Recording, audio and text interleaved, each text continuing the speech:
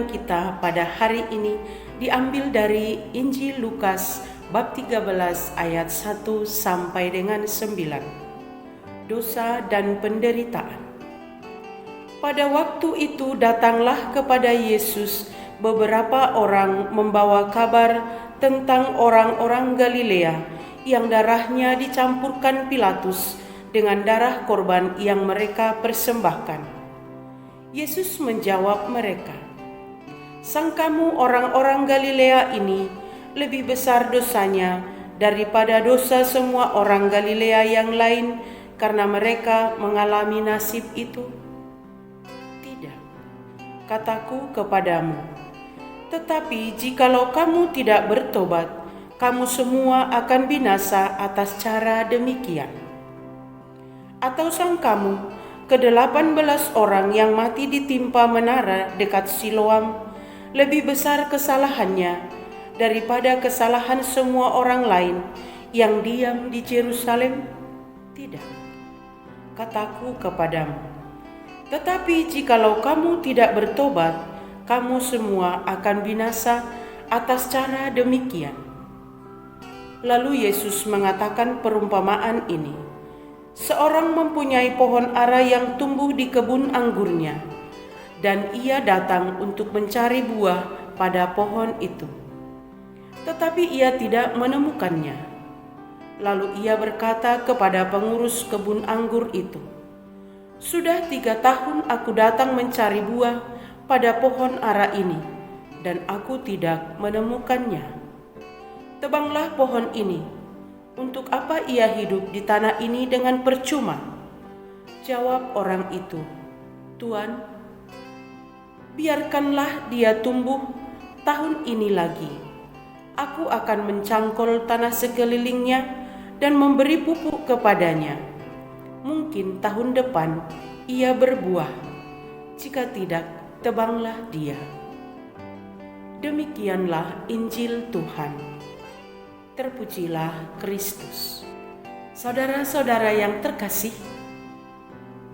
dalam pengalaman hidup kita sehari-hari, terkadang kita menyangka bahwa penderitaan yang diderita oleh seseorang merupakan akibat dosa dan kesalahannya sendiri. Benarkah demikian? Namun di sisi lain, kita juga heran, mengapa orang yang sebaik ini, mengapa orang yang kudus ini, orang yang terpandang ini, idola dalam masyarakat ini mengalami penderitaan yang luar biasa? Saudara-saudari yang terkasih, pandangan seperti itu kurang tepat. Terkadang menurut pandangan kita hal itu buruk, belum tentu bagi rancangan Allah. Karena sering juga pekerjaan Allah menjadi sungguh nyata, sungguh dialami kehadirannya dalam keadaan demikian. Dan di sana Tuhan mengajari kita agar kita mencari Dia dan membiarkan Dia yang berkarya untuk menyelesaikan perkara yang kita alami sesuai dengan kehendak-Nya. Orang-orang Yahudi pun di zaman Yesus cenderung menghubungkan penderitaan dengan dosa. Orang-orang yang mati dengan cara yang tidak lazim dituduh sebagai orang yang berdosa luar biasa. Dan dalam kisah Injil hari ini, Yesus menjawab, bukan demikian. Tetapi jika kamu tidak bertobat, kamu semua akan binasa dengan cara demikian. Bertobat berarti berubah, memiliki hidup baru, memiliki cara pandang baru. Mungkin selama ini kita terlalu mudah menilai orang ini, orang itu berdosa. Kita kurang menyadari dosa siapakah yang sebenarnya paling besar. Sangkamu dosa orang Galilea ini atau yang 18 orang Galilea yang tertimpa menara dekat Siloam atau korban tsunami lebih besar daripada dosamu?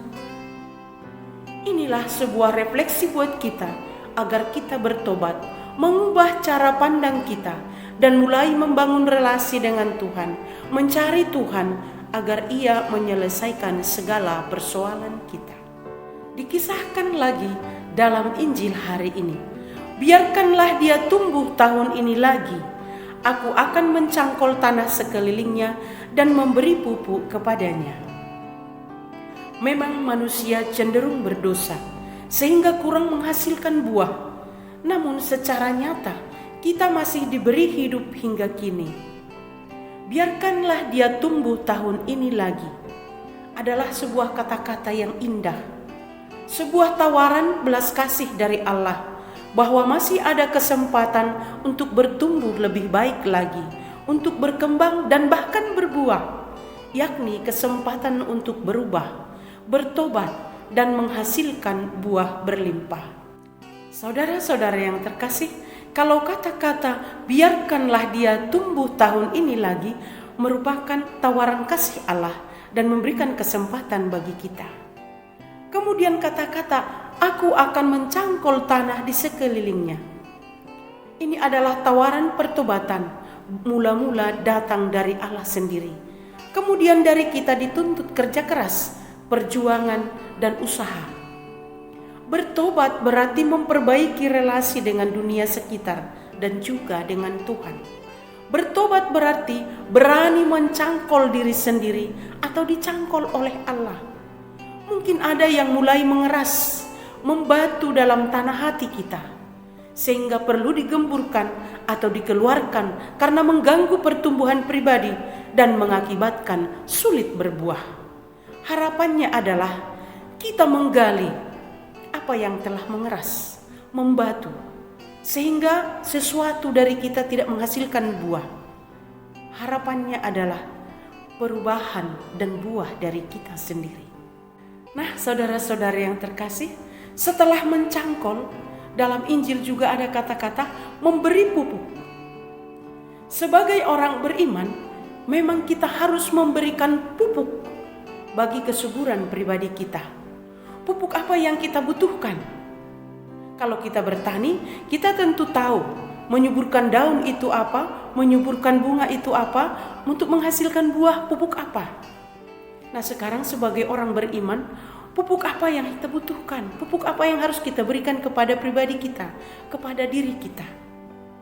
Ini adalah sebuah refleksi bahwa kita perlu memperbaiki kekurangan kita dalam pelayanan, dalam semangat berbagi dalam kasih, dalam sukacita Injil selama ini. Benarkah di dalam rumah tangga kita sudah memiliki kesuburan atau masih ada yang perlu diberi pupuk? Pupuk kebersamaan, pupuk keterbukaan, pupuk saling mendukung, pupuk untuk saling mendengarkan satu sama lain. Dengan cara apa? Nah, dengan cara bertobat, memperbaiki diri, berani melihat diri dan bukan melihat dosa orang lain. Dengan demikian kita bisa membangun nilai-nilai Injili itu, yakni memberikan pupuk kebersamaan, memberikan pupuk keterbukaan, memberikan pupuk saling mendukung satu sama lain dalam keluarga, memberikan pupuk agar kita bisa saling ceria, sukacita dalam keluarga kita masing-masing. Dan pupuk rohani yang lain yang mampu menyuburkan pribadi kita, keluarga kita, seperti membaca kitab suci, merenungkannya dan melaksanakan apa yang kita renungkan. Kemudian berdoa bersama sebelum dan sesudah makan, berdoa sebelum tidur atau sesudah bangun dari tidur, mungkin doa bersama atau juga doa pribadi, dan doa rosario bersama dalam keluarga,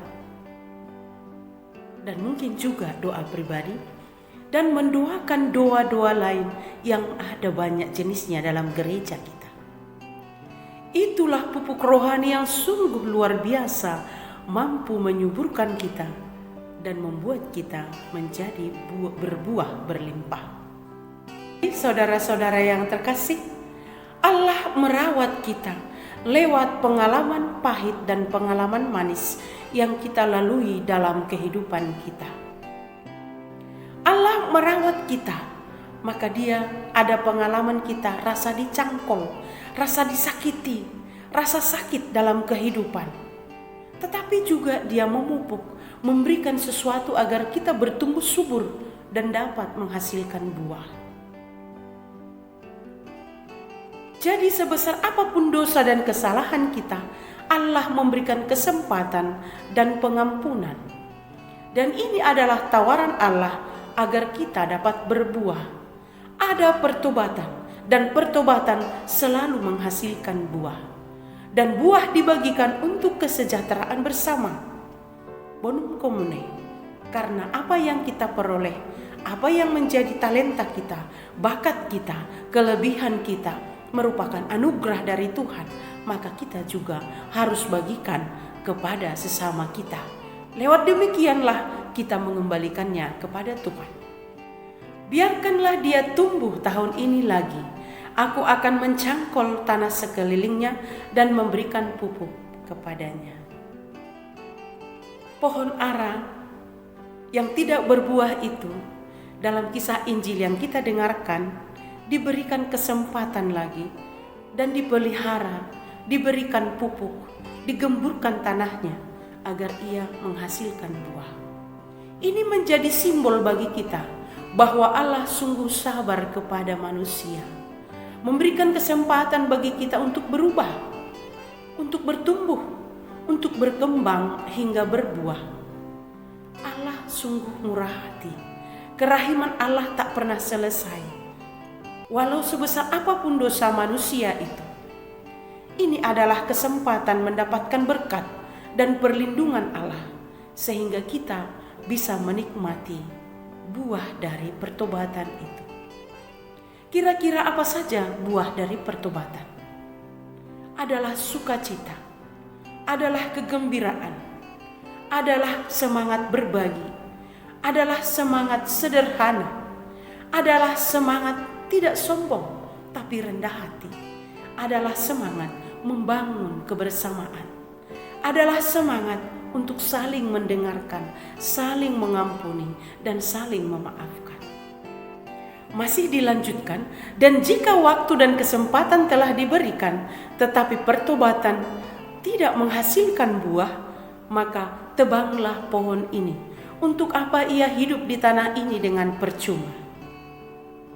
Nah, dalam artian ini, bagi kita semua, saudara-saudara yang terkasih, secara khusus orang tua, guru, pendidik, pemimpin, pembina, atau mungkin pemimpin perusahaan, kita diingatkan agar kita memiliki kesabaran, kerendahan hati, dan kelemah lembutan, memberikan kesempatan bagi anak-anak, bagi siswa-siswi, bagi siapa saja, bawahan mungkin, atau anggota-anggota yang dipimpin mungkin, memberikan untuk kesempatan untuk bertumbuh dan berkembang dengan baik, memberikan kesempatan untuk bertobat bagi mereka yang bermasalah, beri waktu untuk memperbaharui diri, tidak langsung ditebang, tidak langsung dipecat, tidak langsung diabaikan.